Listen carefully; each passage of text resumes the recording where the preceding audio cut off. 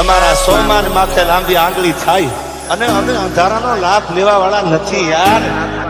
થાય તો ધોળા દિયે થાય યાર.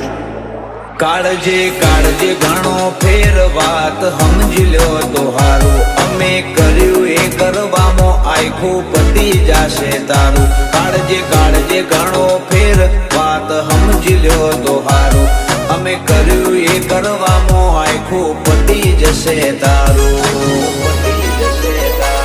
બજારનો ભાર આજકાલ અમારા જ મોથે ટ્રેન્ડ વળજી રહ્યો અમને.